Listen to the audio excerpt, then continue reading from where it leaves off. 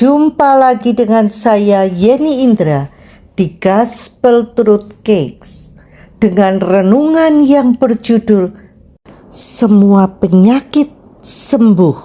Rahasianya, suatu ketika Norvel Hayes sedang mengajar tentang iman.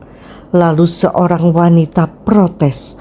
Dia dan suaminya sudah mempraktekannya, tetapi suaminya tetap meninggal dunia di usia 41 tahun. Engkau menuduh firman Tuhan tidak bekerja? Karena yang saya ajarkan adalah firman Tuhan, sanggah Norvel Hayes. Saat itu Roh Kudus memberitahu penyebabnya kepada Norvel. Pernahkah kamu mendengar suamimu berkomunikasi memerintahkan kanker itu pergi? Tidak. Itulah sebabnya suamimu meninggal. Tuhan sudah berfirman agar memerintahkan penyakit itu pergi. Jika dia tidak melakukannya, berarti dia tidak menaati Tuhan. Dieng, betapa mudahnya manusia menyalahkan Tuhan.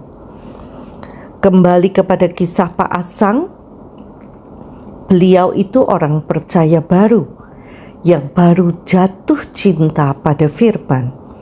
Apa yang firman katakan, dia taat begitu saja. Saya tidak tahu tentang pakai iman, ujarnya. Saya hanya tahu iman diaktifkan oleh suara. Kata-kata adalah kekuatan, maka saya perintahkan terus-menerus. Tapi terbukti penyakit hilang semua, kata Pak Asang dengan polosnya. Dulu aku belum bisa berbahasa roh dan belum mengerti deklarasi firman. Taunya hanya penyakit tercampak ke dalam laut. Sesuai Markus 11 ayat 23. Markus 11 ayat 23 berkata, sesungguhnya barang siapa berkata kepada gunung ini, beranjaklah dan tercampaklah ke dalam laut, asal tidak bimbang hatinya, tetapi percaya bahwa apa yang dikatakannya itu akan terjadi, maka hal itu akan terjadi baginya. Suatu ketika Pak Asang menghampiri saya dan bercerita, Bu, penyakit nokturia saya sudah sembuh. Apa itu nokturia?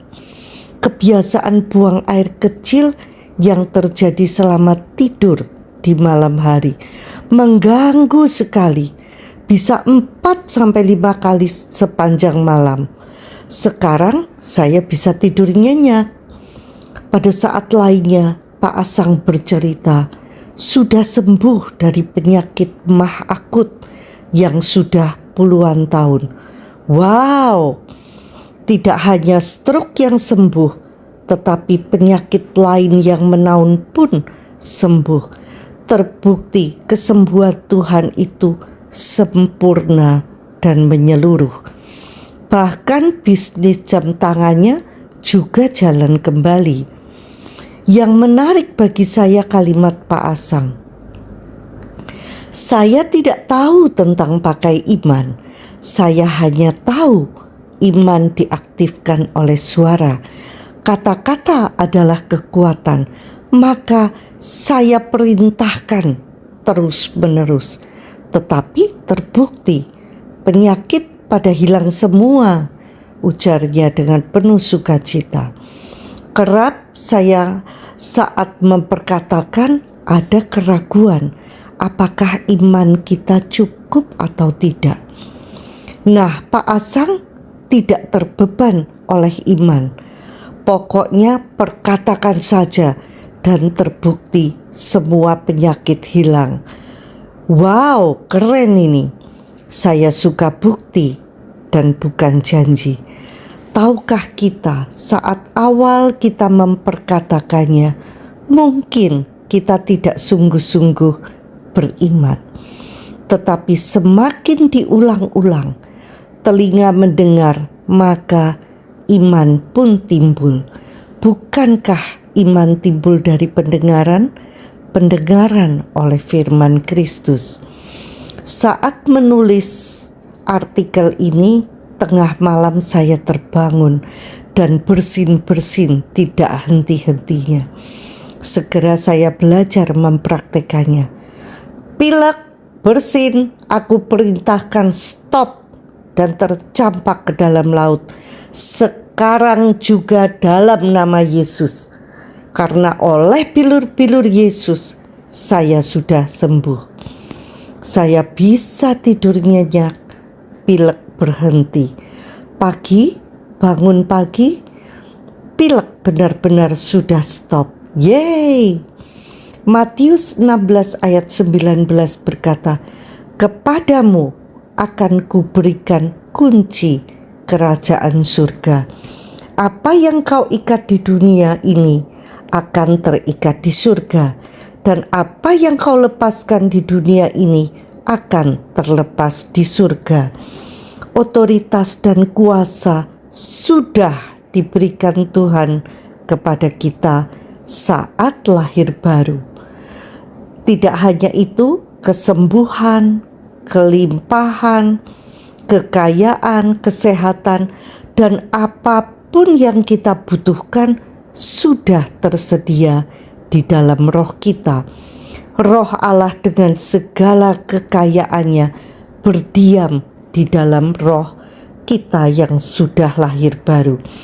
Kita tidak mencari jawabannya di luar, melainkan tinggal menarik keluar apa yang sudah tersimpan di dalam roh kita. Jadi kita tidak lagi berdoa meminta Tuhan yang menyembuhkan, melainkan kita menggunakan otoritas dan kuasa memerintahkan penyakit itu pergi. Apa yang kau ikat di dunia ini akan terikat di surga, dan apa yang kau lepaskan di dunia ini akan terlepas di surga. Jika kita enggan menaati Tuhan untuk berkata-kata melepaskan iman kita, jangan salahkan Tuhan jika kita tidak memperoleh apa yang Tuhan janjikan. Itu terjadi karena kita tidak melakukan bagian kita. Kesuksesan dan jawaban doa itu ada bagian yang harus kita lakukan dan ada bagian yang Tuhan lakukan. Siap praktek? Yuk kalahkan musuh dengan ketaatan kita. Sampai jumpa di episode berikutnya bersama Yeni Indra di Gospel Truth Cakes. Tuhan Yesus memberkati.